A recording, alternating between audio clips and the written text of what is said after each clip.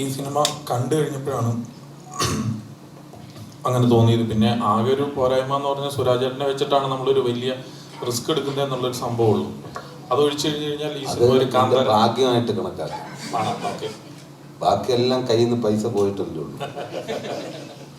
ഇല്ലല്ല, ഈ സിനിമയുടെ ഒരു കണ്ടന്റ്, ഒരു മെയിൻ പ്ലോട്ട് എന്ന് പറയുന്നത് എല്ലാ ലാംഗ്വേജിലും വർക്ക് ചെയ്യാൻ പറ്റുന്ന ഒരു കണ്ടന്റ് ആയിട്ടാണ് തോന്നിയിട്ടുള്ളത്. അതുകൊണ്ടിട്ടാണ് അങ്ങനെ പറഞ്ഞത്. ഇപ്പൊ കാന്താര എന്ന് പറയുന്ന സിനിമ ഞാൻ പറഞ്ഞു, ഇവിടെ നമ്മൾ ആദ്യം 4 സ്ക്രീനിൽ മാത്രമേ ഉള്ളൂ റിലീസ് ചെയ്തിട്ടുള്ളൂ. അത് കഴിഞ്ഞിട്ട് അത് 150, 250, 350 ഇവിടെ ഒരു വലിയ ഷെയർ വന്ന ഒരു സിനിമയായി, ഗ്ലോബലി അതൊരു വലിയ ഷെയർ വന്ന സിനിമയായി മാറി. അപ്പം അതൊക്കെ പ്രതീക്ഷിക്കുന്നു. ഇപ്പോൾ സിനിമകൾ നമുക്ക് അറിയാൻ പറ്റില്ലല്ലോ. സിനിമ ഇറങ്ങിക്കഴിഞ്ഞ് കഴിഞ്ഞിട്ട് പ്രേക്ഷകരാണ് തീരുമാനിക്കുന്നത് ഇത് സ്വീകരിക്കണോ വേണ്ടയോ എന്നുള്ളത്. ഇപ്പം എല്ലാ സിനിമകളും നമ്മളിങ്ങനെ സിനിമകൾ നിർമ്മിക്കുമ്പം നമ്മുടെ അതിൻ്റെ ഒരു ഭാഗമാണ് പ്രൊമോഷൻ കൊടുക്കുക, അതിൻ്റെ ഇൻ്റർവ്യൂസ് കൊടുക്കുക എന്നുള്ളത്. അപ്പം അന്നേരം ചോദിക്കുന്ന ചോദ്യങ്ങൾക്ക് നമ്മുടെ രീതിയിൽ നമ്മുടെ മനസ്സിൽ എന്താണോ അപ്പോൾ ആ ഒരു ഉത്തരവായിട്ട് വരുന്നത് അത് നമ്മൾ ഷെയർ ചെയ്യുക എന്നുള്ളതാണ്.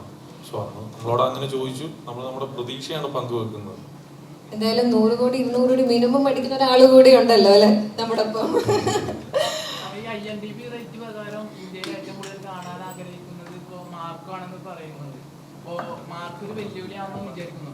അല്ല, മാർക്കോ ഫസ്റ്റ് ഷോയ്ക്ക് കണ്ടിട്ട് ഇത് സെക്കൻഡ് ഷോയ്ക്ക് കണ്ടാലും മതി. അങ്ങനെയുള്ളപ്പോൾ മാർക്കോയ്ക്ക് അങ്ങനെ ഒരു റേറ്റിംഗ് ഉള്ള സ്ഥിതിക്ക് മോർണിംഗ് ഷോ അത് കണ്ടിട്ട് നമുക്കൊരു മാറ്റിന് പോലെ കിട്ടിയാലും മതി.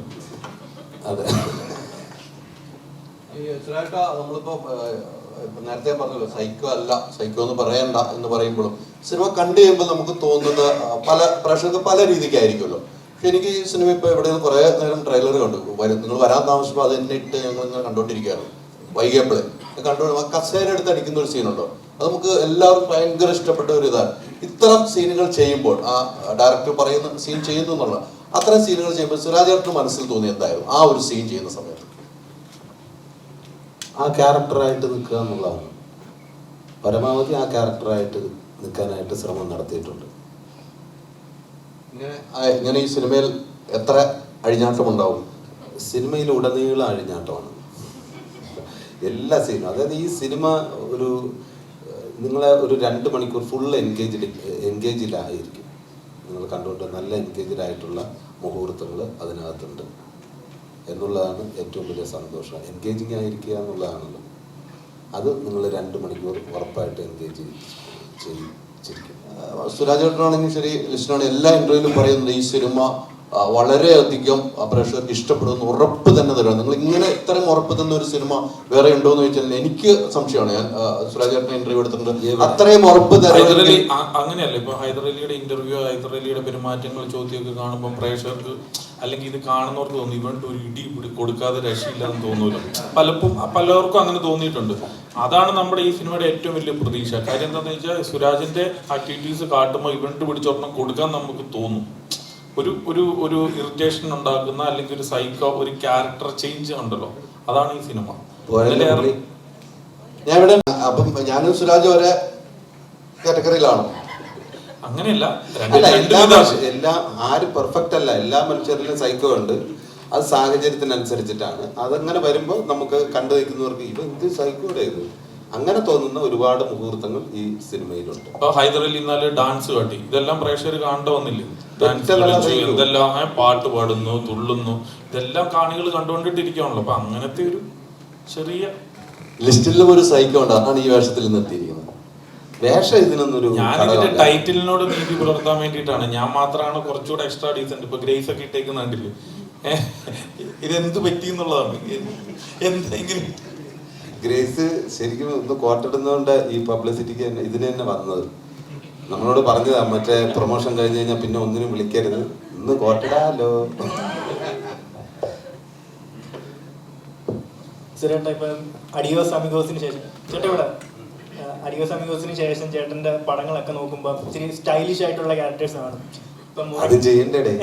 അല്ല, ചെയ്യണം. ഇപ്പം മുറയ്ക്കകത്താണെങ്കിലും അതിലെ പ്രൊമോ സോങ്ങിൽ നോക്കിക്കഴിഞ്ഞാലും EDയിലെ പ്രൊമോ സോങ്ങിലാണെങ്കിലും ഇച്ചിരി ഭയങ്കര ഇതുവരെ ഉണ്ടായിരുന്നതിനേക്കാളും കുറച്ചുകൂടെ സ്റ്റൈലിഷ് ആണ്. ഇത് ഇവഞ്ച്വലി ഉണ്ടായ ഒരു മാറ്റമാണോ അതോ അല്ലെങ്കിൽ ബോധപൂർവം അങ്ങനെ ഒരു അതിലേക്ക് മാറിയതാണോ? ഇല്ല, ഇത് ഈ സിനിമ ഡിമാൻഡ് ചെയ്യുന്നതുകൊണ്ട് അങ്ങനെ ചെയ്തതെന്ന് മാത്രം. അല്ലാതെ ബോധപൂർവം ഇങ്ങനെ ഒരു സംഭവം വേണം എന്ന് ഉദ്ദേശിച്ചിട്ടില്ല. ഇതില് ഫെജോയുടെ സോങ്ങിലാണേലും സുരേട്ടന് കുറെ ഡാൻസ് മൂവ്സ് നമുക്ക് കാണാൻ പറ്റി. അപ്പൊ അതൊക്കെ എത്രത്തോളം പ്രയാസകരമായിരുന്നു? അതെല്ലാം അതിന്റെ എക്സ്പീരിയൻസ് ഒക്കെ ആ ഡാൻസ് മാസ്റ്ററോട് തന്നെ ചോദിക്കണം. ഒറ്റത്തുള്ള സൈക്കിളായിരുന്നു സത്യം. കണ്ടില്ല, എനർജി കണ്ടില്ലേ? അങ്ങനെ ചെയ്യിപ്പിച്ച് അദ്ദേഹം വിടും, അദ്ദേഹം പറ്റും.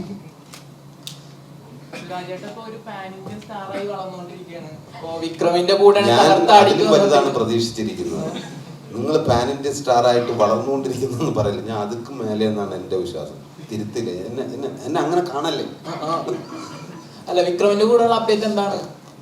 അപ്ഡേറ്റ് അത് ജാനുവരിയിലാണ് വീര ധീര ശൂര റിലീസ്. നല്ല രസകരമായിട്ട് വന്നിട്ടുണ്ട്. അതിന്റെ കൂടുതൽ അപ്ഡേഷനൊക്കെ ഇനിയിപ്പോൾ ഉടനെ തന്നെ സോഷ്യൽ മീഡിയയിലൊക്കെ വരും. ഡിക്സൺ ചേട്ടനോട് ഒരു ആഗ്രഹം പറഞ്ഞിട്ടുണ്ടെന്ന് കേട്ട്, അതായത് 4 മണിക്ക് ED ഷോ വെക്കണം എന്നൊക്കെ കേട്ടിട്ടുണ്ടായിരുന്നു. 4 മണിക്ക് വെക്കുന്നുണ്ടോ? 4 മണിക്ക് വച്ചാൽ കൊള്ളാന്നൊരു ഐഡിയ ഉണ്ടായിരുന്നു. അപ്പൊ പിന്നെ നമ്മൾ തന്നെ മനസ്സിലാക്കി അത് കുടുംബം മാത്രമേ കാണൂ. അവനും രാവിലെ വിളിച്ച് ഉണർത്തിക്കൊണ്ട് വരുന്നതിന്റെ ദേഷ്യവും മര്യാദയ്ക്ക് ഞാൻ പറഞ്ഞു, ഞാൻ പിള്ളേരെ സ്കൂളിൽ വിടാൻ സമയത്ത് അങ്ങേരിടാം അങ്ങനെ. പക്ഷെ അങ്ങനെ ഒരു അവസ്ഥയിലേക്ക് വരും. എങ്ങനെ ആ വ്യവസ്ഥയല്ല, 4 മണിക്ക് നമ്മുടെ ഷോ കാണുന്ന ഒരു അവസ്ഥയിലേക്ക് വരും. 4 PM വൈകിട്ട് 4 മണിക്ക്. വൈകുന്നേരം, അതെ, വൈകുന്നേരം 4.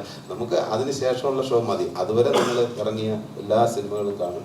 അല്ലു അർജുൻ, വിജയ് പോലെയുള്ള താരങ്ങളൊക്കെ വെളുപ്പിന് 4 മണിക്കും സുരാജ് പോലെയുള്ള ആർട്ടിസ്റ്റുകൾ വൈകുന്നേരം 4 മണിക്കും ഷോ വെക്കുന്നതാണ്. അത് സുരാജ് തന്നെ ബോധ്യപ്പെട്ടിട്ടുണ്ട്.